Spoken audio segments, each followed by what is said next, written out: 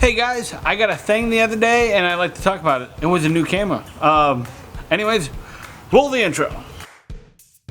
Alright, yeah, I got a new camera in the mail the other day. It was a JVC GY-LS300. And when I got this, and I got it from a person that said, here, try this out, let me know how you like it and stuff like that. And it was a representative of JVC, so JVC sent it to me. And I got this and I'm like, I'm a Canon guy. This thing ain't gonna compare. Boy, was I surprised. This JVC that I got, well, here, I'm gonna show you the footage and everything and talk about the footage that I have here, so. But, yeah, it's a contender. Matter of fact, I'm going with best budget YouTube 4K camera, you know, that you can get as a full-fledged video camera. So, yeah, this thing's amazing, guys. I had it for 2 weeks and I took plenty of shots with it and stuff like that. I decided first to try the J-Log that it's got. So the shot that you hear is, you know, the J-Log and stuff like that and how flat you can make it. And as you can see, this is a nice fountain scene and stuff like that. And it looks very nice and stuff like that as far as the composition of the image. But it looks super flat, super and stuff like that. Which is what you want from a log type image. This is a J-Log image. J-Log stands for JVC log. So like C-Log, Canon log, S-Log, Sony log, you know, stuff like that. So anyways, so completely flat image, and look what I got it to, man. I mean, this looks actually really good. So and then I decided, okay, well, guess what, I tried the J-Log. Let's try night shot. So I tried a shot at St. Louis at Keener Plaza at night. Now when I do night shots and everything, I am completely expecting a grainy image because of the equipment that I have. So when I got this shot right here, that's what sold this camera to me. This shot was done at around 8:30, 9 o'clock at night, to where it's dark and dark, you know, because of the time of year that it is in the Midwest. We get dark around 4:30, 5 o'clock now. So, and I really liked it. This shot was actually very amazing to me that it got this type of shot. So I'm like, all right, well, let's go ahead and take it out during the day and see what stuff I can get with it during the day and stuff like that. And I am just absolutely blown away at the stuff that I get from this. This image that comes out of this micro 4/3 mount on a super 35-inch sensor, a super 35mm sensor, not super 35-inch. Super 35 be huge, but it's a super 35 sensor on a micro 4/3 mount. I'll get to that in a moment. But the image that I'm getting out of this is just amazing. I mean, you're seeing this stuff right now. I'm blown away by it. I have other 4K cameras like a Yi 4K and, you know, the smaller action cameras and stuff like that. And this is no comparison. Anyway, so I decided to go ahead and, you know, do more with this camera.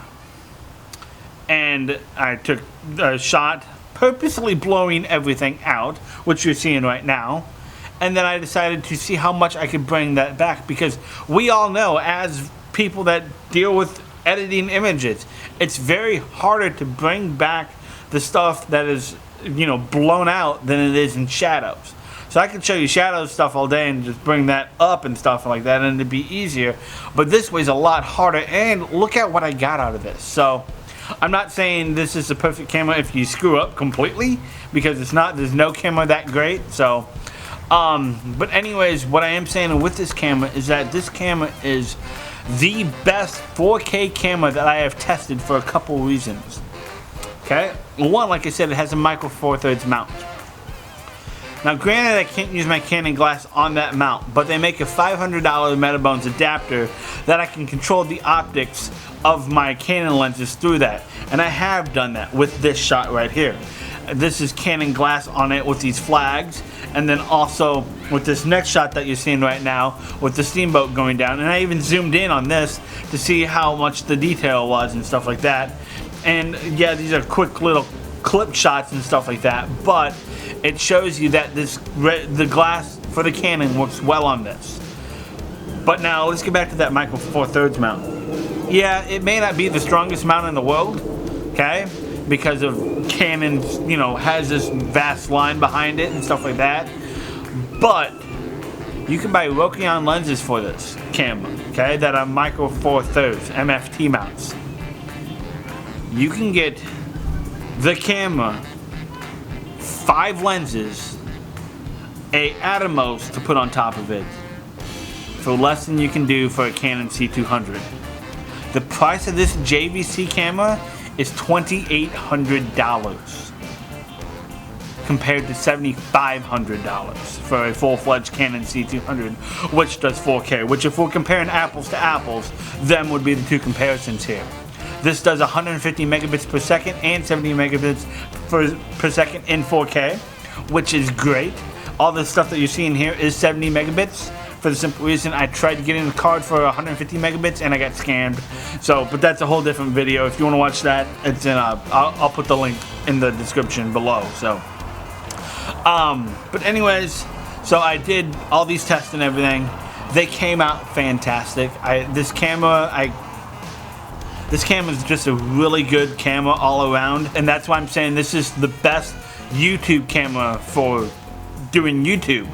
Now, is it going to be great for a vlog? No, it's not, because it's not, you know, it's not a camera that you want to hold out all day long, because it's a full-fledged cinema DNG camera.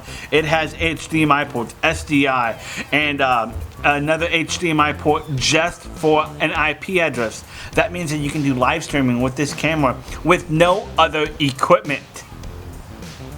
Yeah, I mean, most people doing live streaming now are having to buy this box, this box, this box, this box, and then hopefully everything works together and you're good. No, this is your internet connection, your camera, you're going to YouTube, you're going to Facebook, you're going to wherever you want to go, okay? With just the camera, no other equipment. So, if you want other equipment, well then you have the option for the other equipment too. But, to me, why have so many stuff in it when you can just go one and done? So therefore, your camera is your entire center of, you know, everything. Another thing I like about this is it's dual card SDs. Okay? Now, again, if we're comparing apples to apples, okay? This takes XDXC cards, and there's a whole list of them on JVC's website on the compatible ones. I should have really looked at that first before I bought mine. But then also, we're comparing them cards to, like I said, we're comparing the JVC LS300 to the Canon C200. For a 250 gigabyte card for a Canon C200, which gives you 20 minutes, okay, you're looking at right around $800. I'll say that again. $800 for a CFast card. For a XDXC card, same gig, 256, you're looking at less than 200. Do the math. You can buy them cards all day long for a hell of a lot cheaper than the CFast and get just as good as quality. You may not be getting raw, which in my opinion is okay in this, but you're getting everything that you completely need. So, in a package that's $2,800, you're not having to get another expensive item on top of another expensive item on top of another expensive item. You can do everything with this camera. Now, some of the cons about it. It has a built-in ND filters, which is great. That part's fine. I like that part a lot, okay? But the wheel that it's on is very easy to hit. It's a minor gripe. Just make sure of your settings when you start filming, okay? And the other thing is the screen on the camera itself isn't as bright as I'd like it to be. Again, another minor gripe. If you have an Atomos attached to it or anything like that, you're not even going to be using the screen. So, but as far as overall on this camera, if I had $10,000 to spend on a camera, I'd buy this, buy all the Micro Four Thirds lenses from Rokion, get a crap ton of cards, get an Atomos, and I'm done. Okay? I have my setup for the next 5-6 years. I don't have to buy another one. I'm good. So, anyways, like I said, this camera though is a micro four thirds on a Super 35. You can control everything. Like, let's say you get some vignetting on your lenses because you're using a bigger lens than what actually the mount is for. You can actually control inside the camera on what that sees and everything, and still get the 4K image that you got. So it does cinema 4K, it does regular 4K, it does cinema 2K, regular 2K, naturally 1080 and 720. And the latest update did give the JVC GY LS300 4K at 60 frames per second, which is, I know, so good for the people doing 4K and stuff like that, because they can get a little bit of slow motion action going with that. And all the updates that they've done so far, they've done 3, okay, and they've all been free. I know with some other brands you got to spend money to get the updates. JVC's, hey, we'll just throw them in because that's what we want to do, which is great in my opinion. I wish I could have had more time with this camera and stuff like that, and it would have been fantastic. I would have got a lot more amazing shots and stuff like that. Anyways, this is Ralph Johnston Photography saying peace out. Bye.